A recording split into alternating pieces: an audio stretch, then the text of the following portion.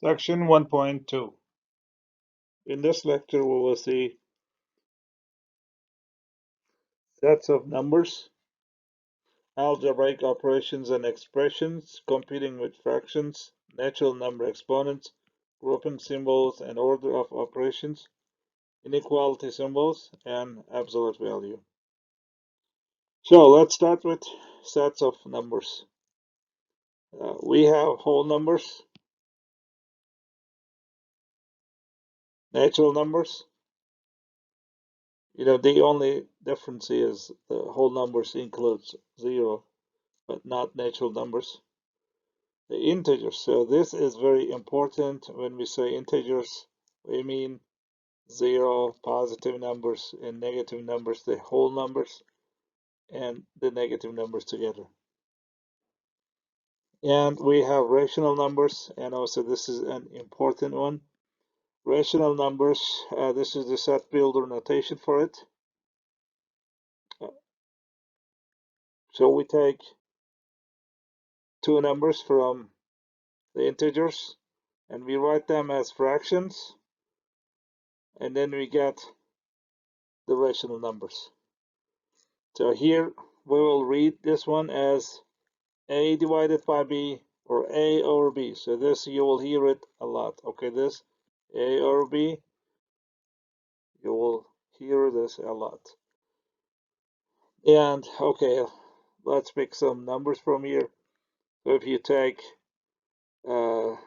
negative 1100 and b as 154, 151, you get this one. If you take 2 and 21, you got this one 3. You can say it's 3 over 1, so if 3 is in the set. And if you take 10,000 here and 47 here, so you will get this one. So these are all rational numbers. This is the set builder notation. This is the roster notation. And okay, one important thing here is this one, a over b, is also called fraction, a fraction, كسر.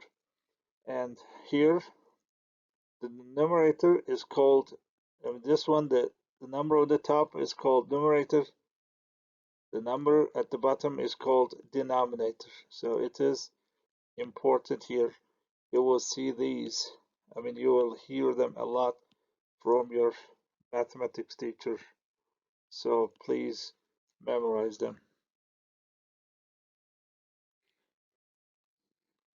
You note that all real numbers can be ordered on a line, so we call this one the real number line. So we can put all the integers here and all the numbers, we can order them. And every point on this line, any point here, any point on this line corresponds to a real number. We will call it real number. So it's here, this here, it's 3.5 or 7 over 2.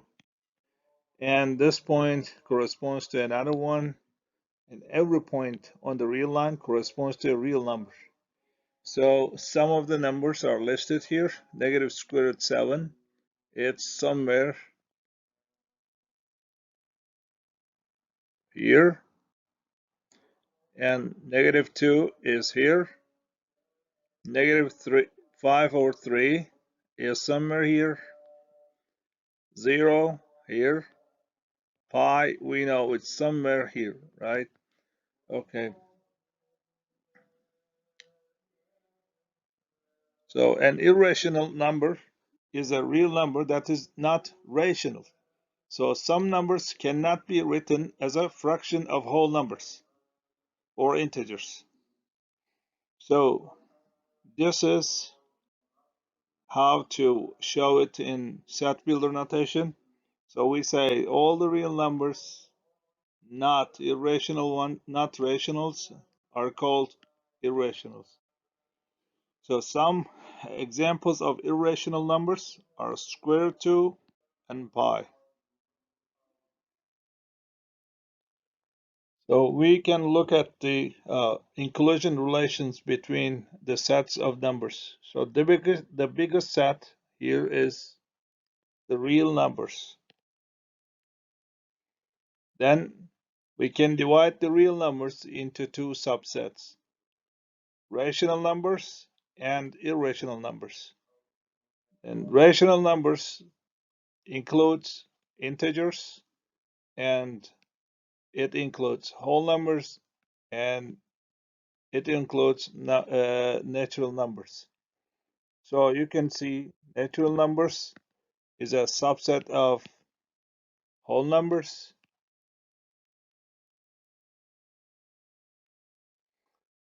and whole numbers is a subset of integers, and integers is a subset of rational numbers, and it is a subset of real numbers.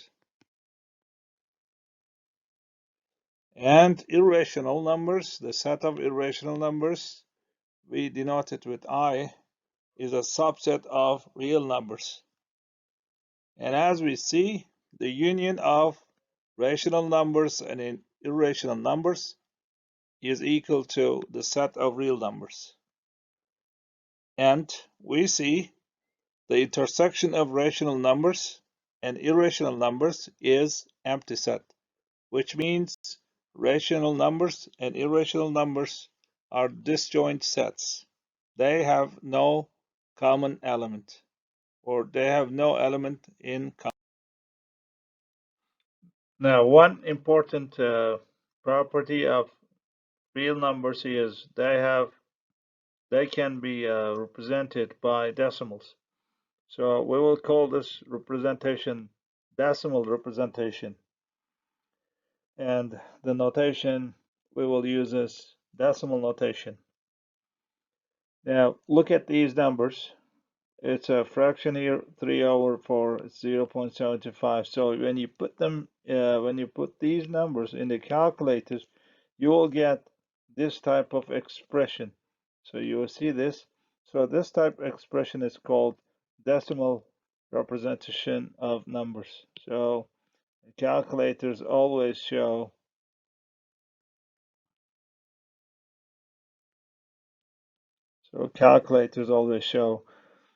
decimal representation of numbers, but it's limited, of course. So they don't display all of them, all numbers. They cut somewhere here, maybe. It depends on the capacity of the calculator or display. Now, some decimals, as you see here, like they do not continue, so they stop somewhere after the dot. So we will call them terminating decimals. Terminate means finish, okay, finishing. And there are some other decimals they are repeating. So as you see here, 54 repeats. So we will call them repeating decimals. Now there's a main difference in the representations of rational numbers and irrational numbers. So the decimal representation of a rational number is either repeating or terminating. So when you look at these two examples, clearly it terminates here and this one is repeating. So we say these are rational numbers. So because they're repeating or terminating. And when we look at these two numbers and their representations, we do not see uh, any repeating pattern here. So it doesn't repeat. You don't see anything repeating here. So we will call them irrational numbers. So this is one of the biggest difference between irrational and rational numbers.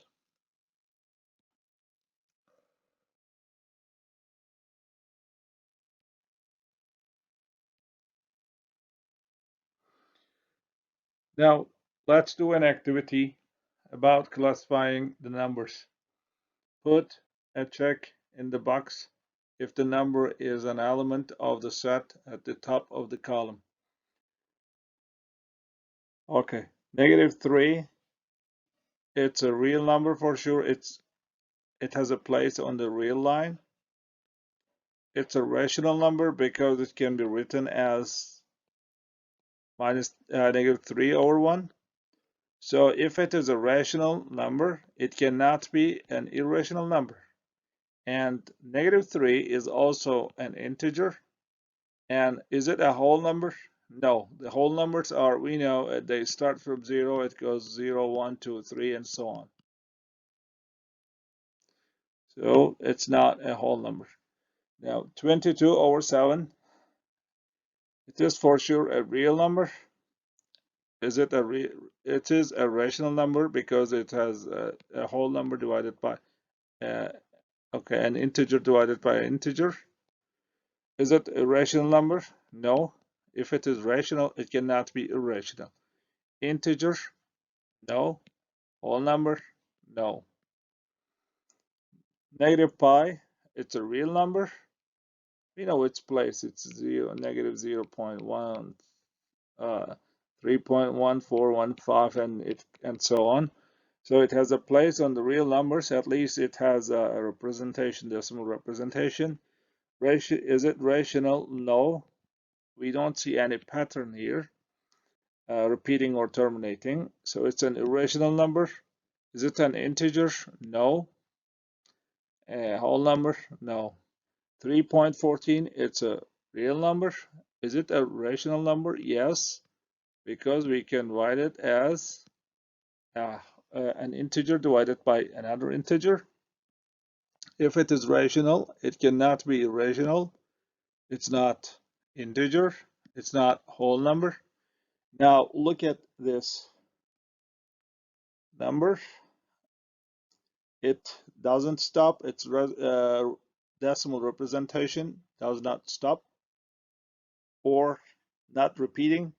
So it's an irrational number. It has decimal representation, so it has to be a real number. If it is irrational, it's not rational.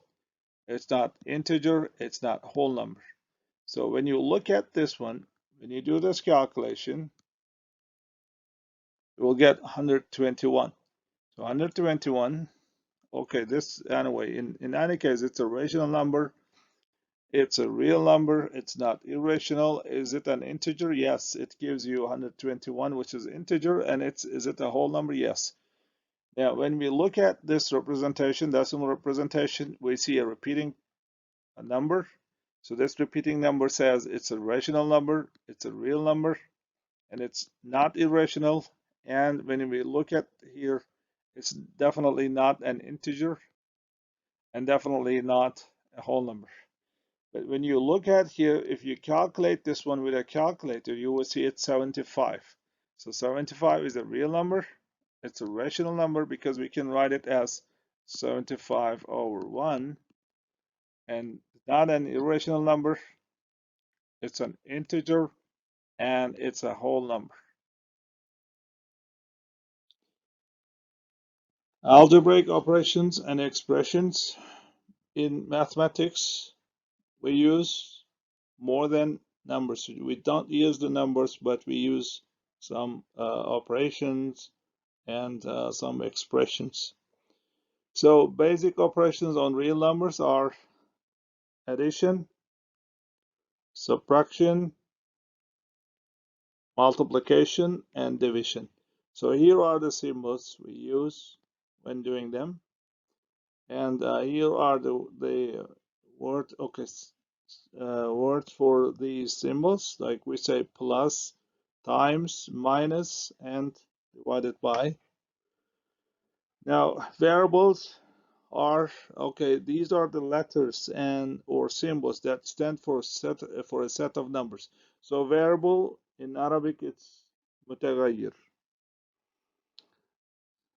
So constant is a number, or it might be a variable, but it's Value is fixed, so it's not changing. So like pi, for example, pi is always a constant number, 3.14, 15, and so on. Now, algebraic expressions are the expressions that contains variables and operations, the algebraic operations here, addition, subtraction, division, and all together. Sum of real numbers. Sum means a jump, so you will see here x plus y. We read it as x plus y, or the sum of x and y. And commutative law of addition. Commutative, when you see the law of addition, law means qaida. Law means, okay, the commutative means when we switch them, it's still same. So a plus b is equal to b plus a. So associative law of addition says you can start adding if you have three numbers added. You can start by adding the first two, or you can start by adding the last two. So the order of these couples, adding the numbers, it won't change the sum. Now, applying laws of addition, for example, it says apply the commutative and associative law of addition. So commutative means you can switch the numbers, you can change their places, and associative means you can start from any two of them. Okay, then we can use commutative law, and you can change their places. You can write them like 100 comes to here, 99 comes to here, so you can put them this way. So because of the commutative law. And then 50, 51, it's in the middle, these two. And then we make the groups, like we can take this one, by using the associative law, we can add them and then add these, add the others, add the other couples, and then each of them will get us 101, 101. So how many 101s do we have? We have 50. So 50 101s, so it will be 50 times 101, so it makes 5050. So it's as you see, these are the laws making mathematics easy. We always use it, but we never tell them. Okay, I mean we never talk about them. But these are the important properties. Okay, additive identity is 0. So it means when you add 0 with something, so 0 will not change it. So x will stay same. Additive inverse of a number is like its negative value, like x plus minus x becomes 0. Difference of real numbers. So this is also important. X minus y, you will see a lot. You will hear it a lot. Or with the word subtraction, okay, you will use it a lot. So we subtract y from x. Okay, checking the properties of subtraction. Okay, we talked about the properties of addition, but what about subtraction? Does it have some properties? Is subtraction commutative? So it means like, can we do such thing? Can we switch them? And are they still true?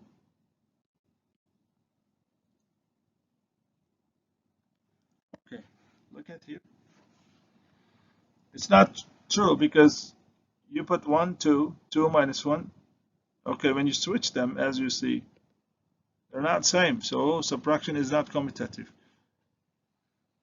So if it was commutative, if it were commutative, whatever you take here, it would be same. They would be same. But it's not. Subtraction, is it associative? Associative means like when you do such thing, three things like here, x minus y minus c. Okay, is it like this? Is it true that? Is it true, this equality? No, we have a counterexample.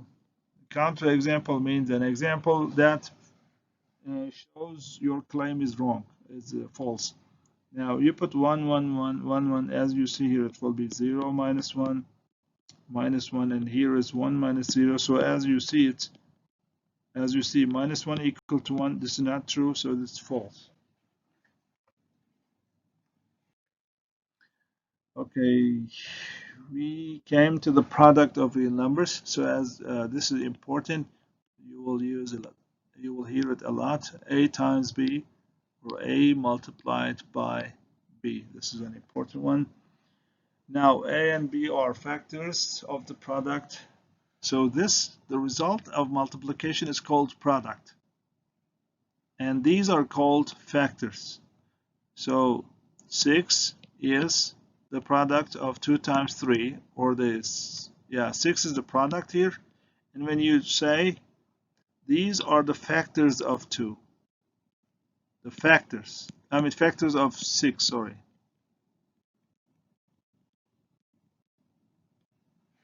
2 and 3 are factors of 6. Okay, and 6 is the product of A and B. So 6 is the product of A and B.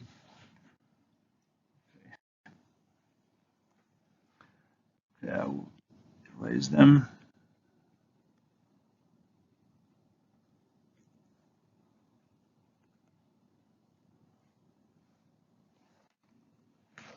Several ways of denoting multiplication. Okay, we will see some different uses of multiplication and different notations. Sometimes if you see two numbers next to each other, we will mean a product here, a multiplication. Or sometimes we will write it with a dot, and sometimes we will not use dot, but we will put the parentheses, then you will understand this multiplication. And sometimes there will be one with parentheses and the other not, so it's again multiplication. And when we say 3x, so we will mean all the time 3 times x. Commutative law of multiplication. As you see, the commutative is can we change their order? So the good thing is yes. So the commutative law, so multiplication has a commutative property.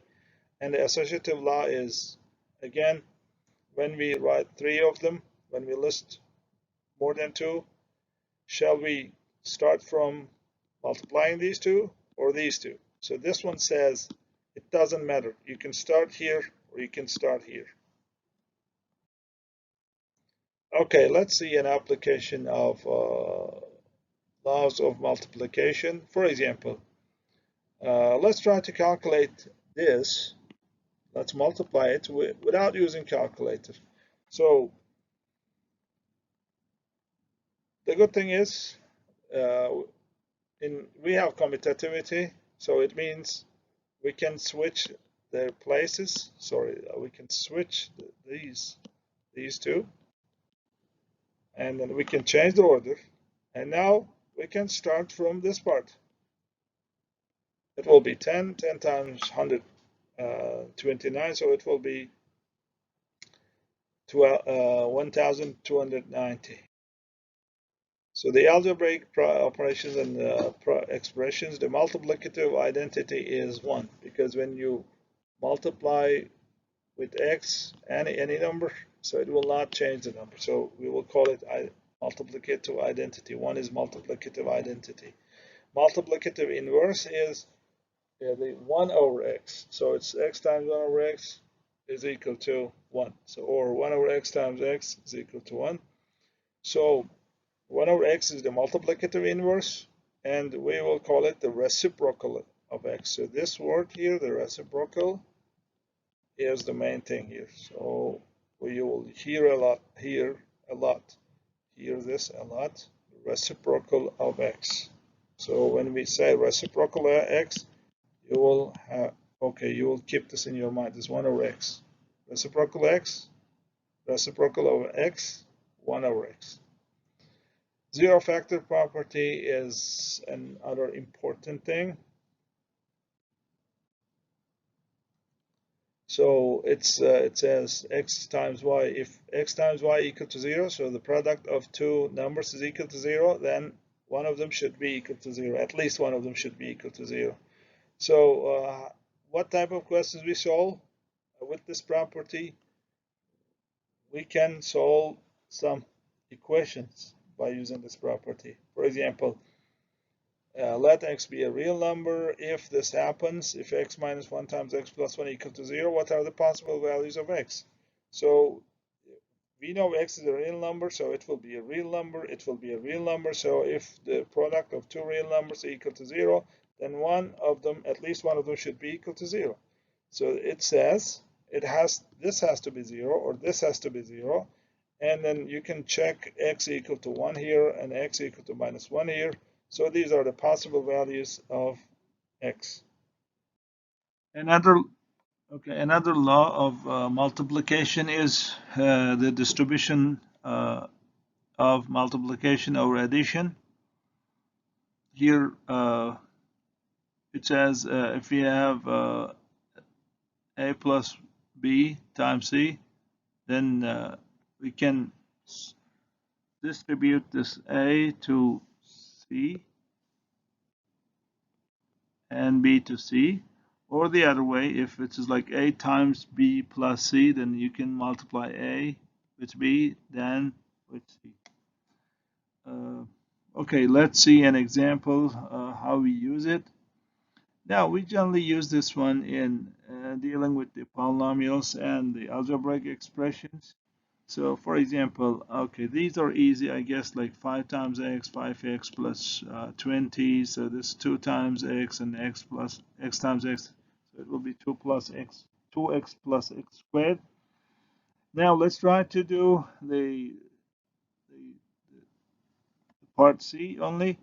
Okay, now we can use the distribution. How? So we can take this one, this whole thing, and take it as a one term. Then you distribute it to the right. Okay, so it will be this one times 3x and this one times 2. And then we can use left, or okay, again, right distribution again. So this will give you 2x times 3x.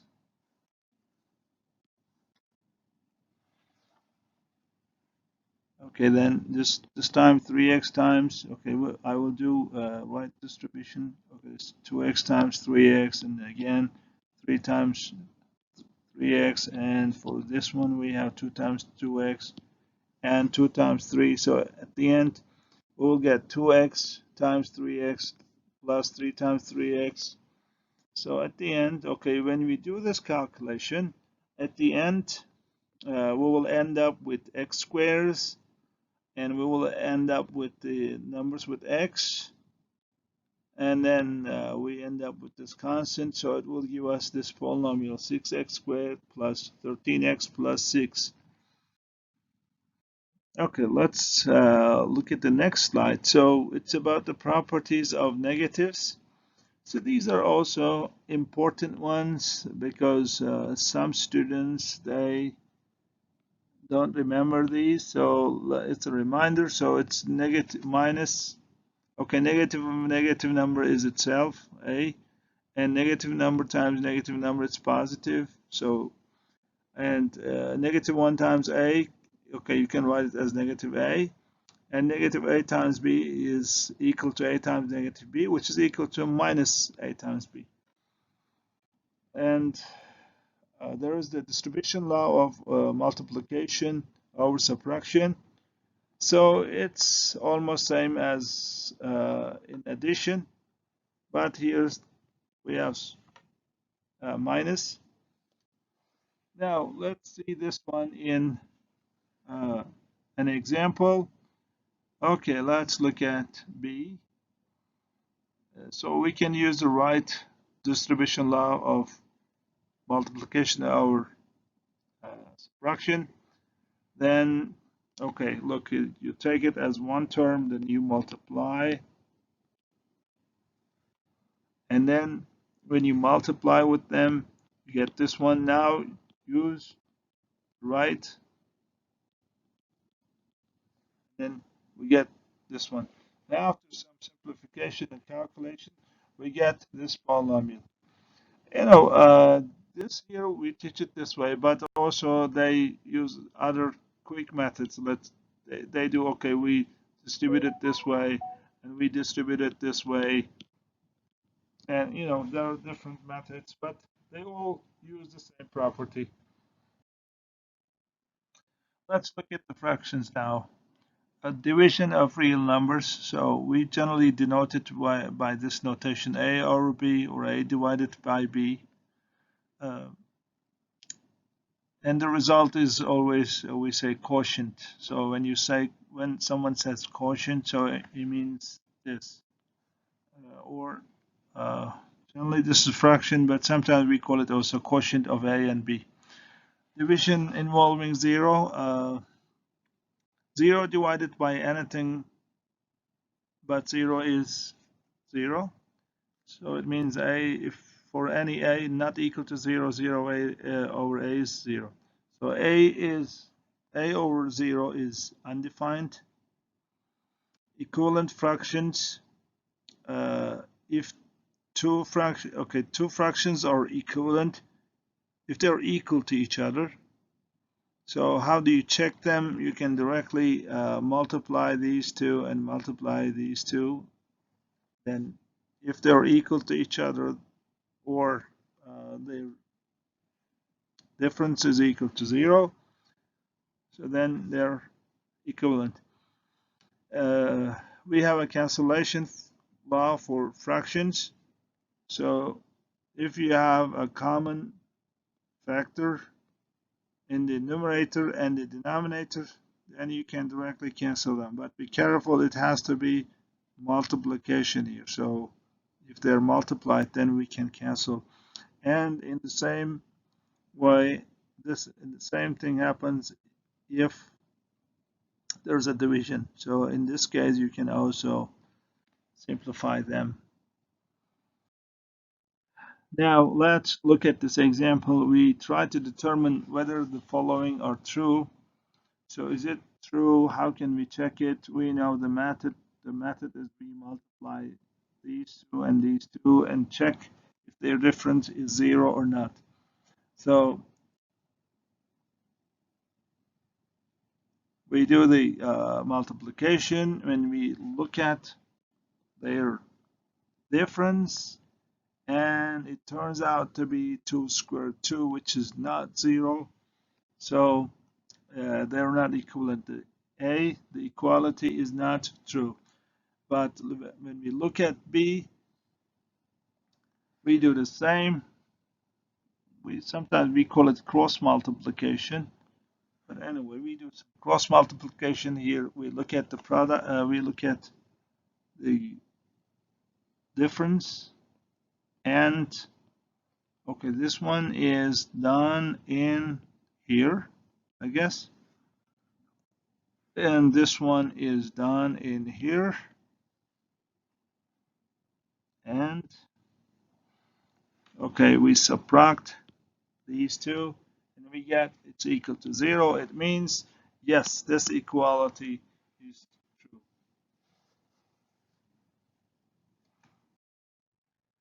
Now let's look at these, if they're true or not. These are the common mistakes of the students. I mean, most of the time.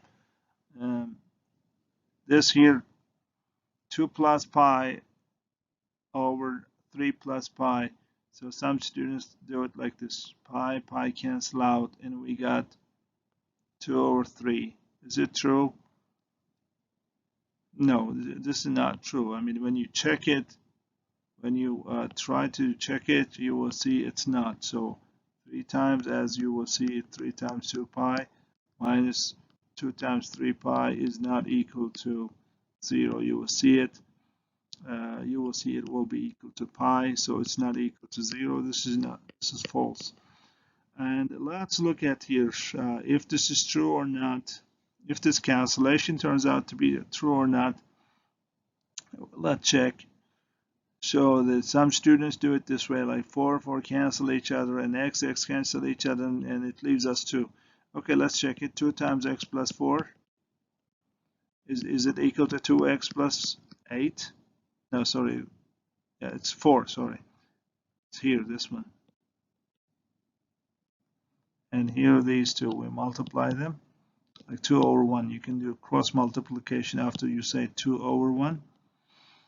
And it will give you 2x plus 8 is equal to 2x plus 4.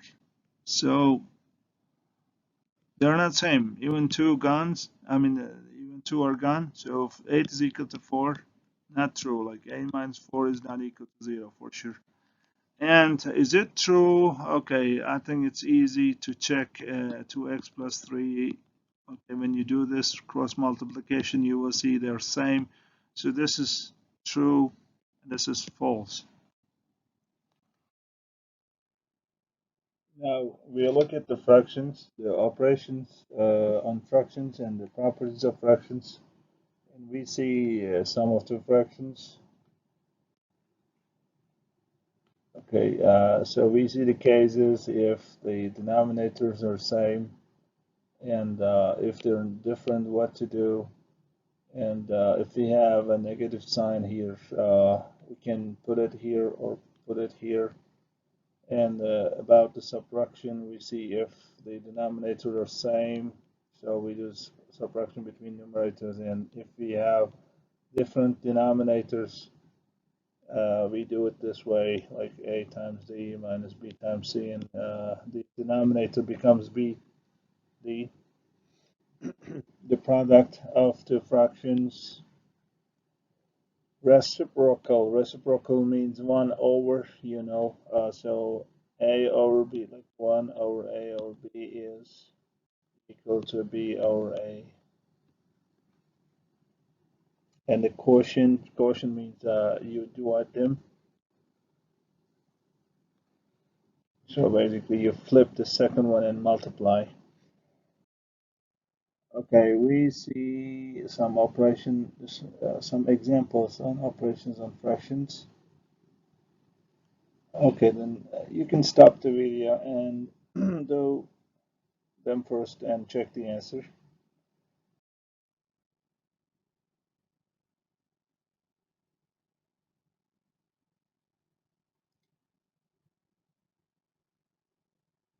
So when you divide minus with minus, so you can take like plus here. So we don't see the minuses here, or no need to. Like you can, yeah, you can do it this way. Okay, the try and checks, you can do them, but okay, quickly, let's try to make them like 2 times 1 is 2, 2 plus 3 over 5, okay, over 6, 5 over 6, and I think you can do the rest. 1 over 6 here, and 1 over 27, and you can do some cancellation if it is multiplication, so then this is 2 and this is 1, and it will be 4 over 3. And okay, the rest is all easy, but let's look at this one only. Okay, and this one only. So this one here, a. Okay, you can write the a as like a over 1 and divide it by 1 over 3. So remember the rule for the fractions, a over 1 times, if you flip the second one, so it will be 3 over 1, so it gives us 3a over 1, which is 3a. So when you look at this part, you can do it like 1 over 3 divided by a. Like instead of this a, you can write 1, a over 1. So it will be 1 over 3 times 1 over a. So it turns out to be 1 over 3a. And this is the answer. This is the final answer. And natural number exponent. So this word here, the exponent, is important. The natural number exponent. So we have this exponent n here, a to the nth. So it means we multiply in times. So we call it 8 to the n power. And here a is the base and n is the exponent. And okay, this is how we read some of the special powers: a to the second power, or a squared, a to the third power, or a cubed. And this is a to the nth, or a to the n. Okay, nth is better.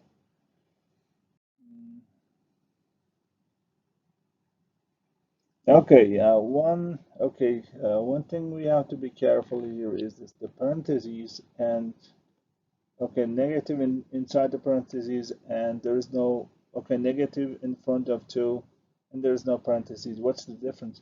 Okay, look at here. It means like -2 times -2 times -2.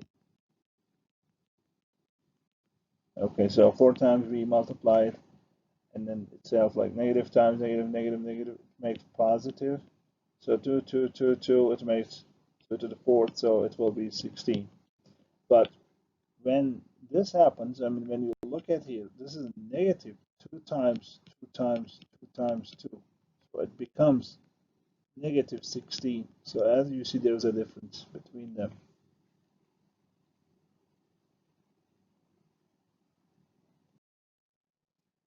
Okay, be careful about this. It will be -1, and this will be again -1 because we're taking the fifth time. So minus minus fifth times, it makes minus again, like the negative. Uh, okay. Grouping symbols and order of operations. Order means tartib here. This is the important word here. Operations, all these vocabularies are important. And parentheses, brackets, and braces, and fraction bar. Fraction bar means like when you do like 3/4, this is the fraction bar here. Okay. Order of operations. So if you have, so this order of operations means if you have some operations like this, so which one you do first? This one or this one? Okay. Now the order goes like start, okay, working from left to right. Start with the innermost grouping symbol and work outward. So if you have, for example,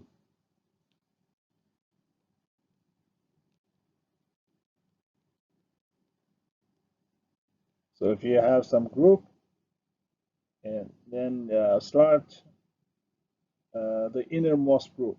Okay, so there's a group and there's another group inside. So you start from here, then do this one, then go to the order of operations. And if there are exponential expressions, do them first, then first multiplication or division, then addition or subtraction. And look at here, you deal with the group first, and you do it, it's -5 squared, and so when you multiply -5 squared, so it will be 25. Uh, as you see, it's 25, and then we do multiplication and addition, multiplication or division first, and from left to right, so from left to right, it's 8. Then we multiply and we from right to left again. So we have the result. Okay, we start with the very innermost group again. So we have different groups here. One group. So there's one group here, one big group here, one big group here. And then inside these brackets, we have different groups. These parentheses. Okay, we start from the very inner one, I mean innermost. You see here, these. You can take, okay, you can remove the parentheses.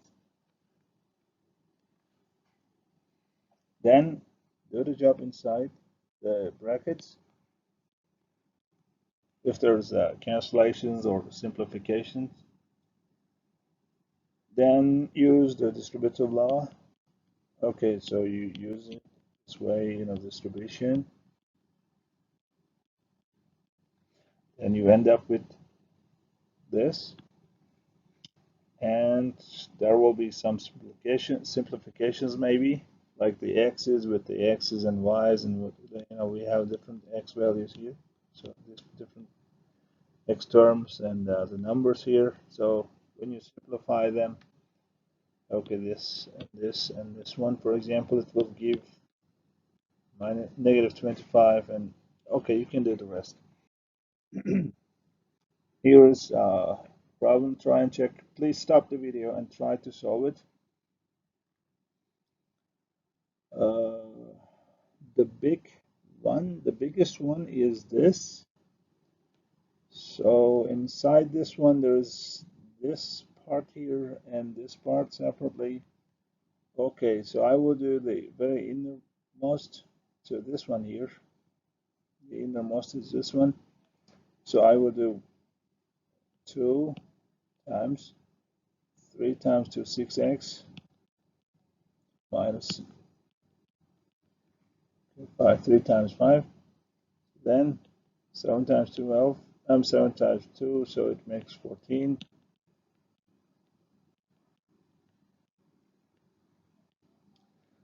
And on here, let's do this one also. Minus 5y plus 5x.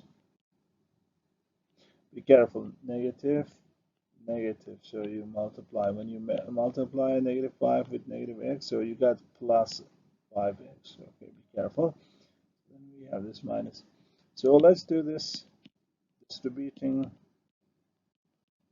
here also. Okay, you can do it like that. It's here negative 2. Multiply it will be negative 12x. With this, okay, don't forget the sign, so it will be plus 30. Okay, we can put them together as minus 18, so minus 2, okay, negative 2 times negative 18, so it will make plus 36. Okay, then this negative 3 here. Okay, let's do it. Then there's this minus 2 here, and here outside 7. Okay, let's see if there is a simplification here. Plus 5x and negative 12x x minus negative 7x minus 5y, so negative 7x. And this part makes plus 63. And then we multiply with this. Okay, negative 2 times. Okay, negative 2, negative 5y, so it becomes plus 10y, right? You don't have to write the plus here, so in front. And this one here, okay, if it is here, you have to write, okay, plus negative 2, negative 7x, it's 14x. And here, this one, it makes negative 126 minus 7, so it will be equal to 10y plus 14x minus 133, if I'm not wrong. Okay. And evaluating an algebraic expression by substitution. Substitute means replace. Okay, replace with something. So here x is negative 2, y is negative 4 z equal to 5. So you try to put them here. So be careful when you're substituting them or you're putting them here. So if you have squares, okay, be careful, put it in parentheses. These parentheses are important, and try to put everything with parentheses. So in this case, you will not, okay, or you can also do this one also, no problem.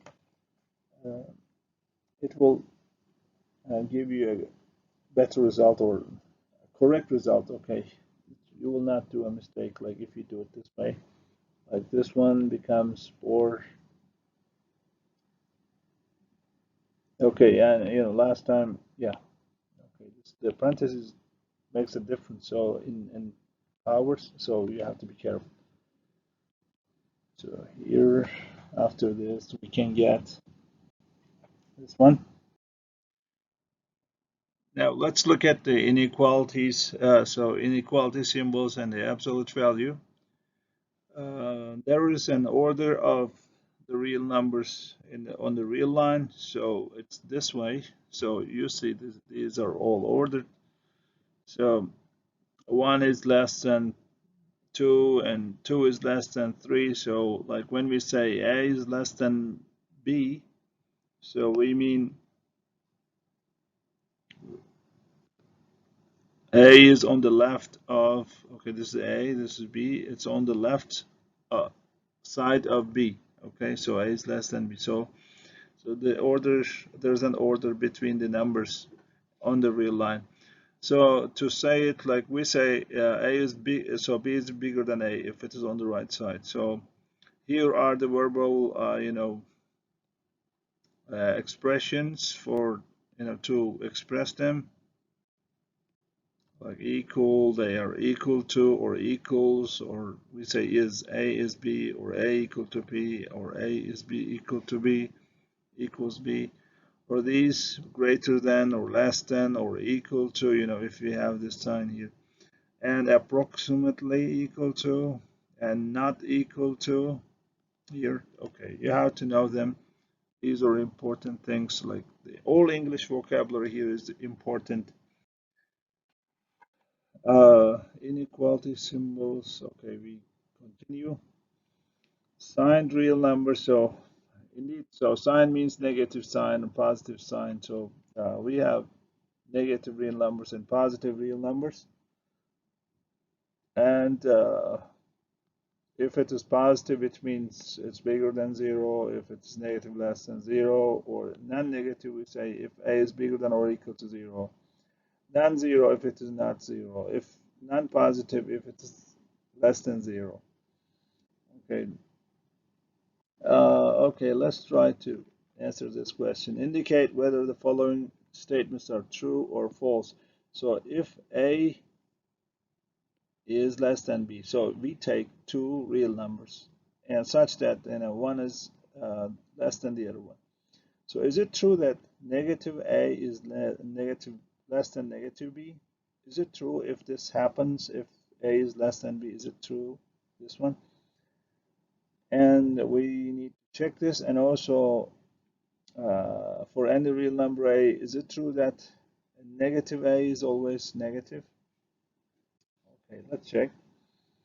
Now we can check it by giving some examples. For example, 1 is less than 2, but minus 1 is not less than minus 2 for sure. So it falsifies this one. So it's false because we show uh, an example, a counterexample, an example which shows it's false. So for any number is negative, A is negative, no. Take A to be negative 1. So this negative A will be negative negative 1. So it will be positive 1. So it's also false. So the number negative A is negative only if A is positive. The absolute value of a real number. So we write it this way, and we write absolute value of x.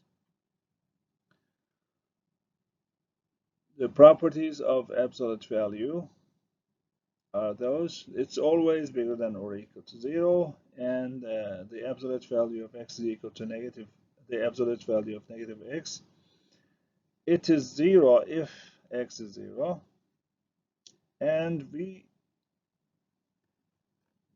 write the definition of it this way: definition of absolute value.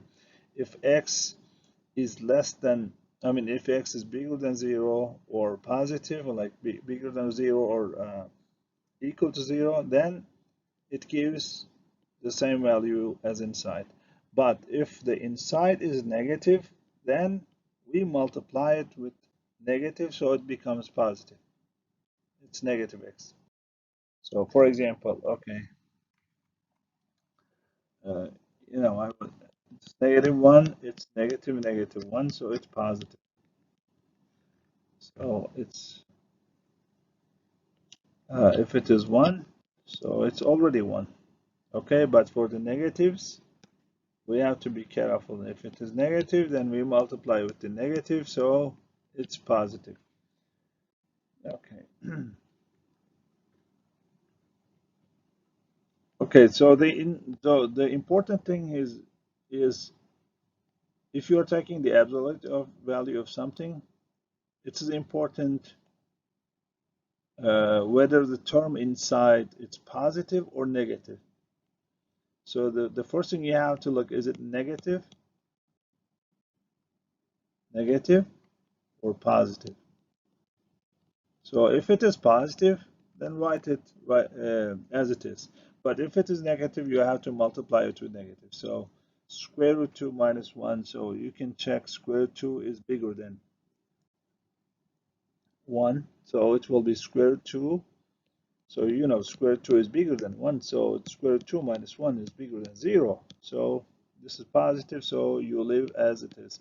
But let's look at pi. Pi is 3.14. You know, pi is less than 4. So pi minus 4 will be less than 0. So 3.14 minus 4 is less than 0. So if the inside is negative, but you're taking the absolute value, so you have to multiply it with negative, the inside.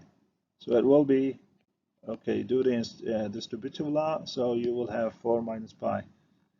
And for this one, you can do the fraction, the operation on the fractions, and you will have -1/6. So the absolute value of it will be 1/6. Okay, let's look at this example about order of operations. One question again. So the big groups are those with the absolute value signs, and we look at their inside first. Okay, then we deal with the powers first. Okay, I want to remind you this one here, this -4 squared is -16. Okay, there's a difference between this and this, and we are talking about this one, not this one. Okay, then -5 squared, yeah, as you see, there's parentheses, so it will be plus.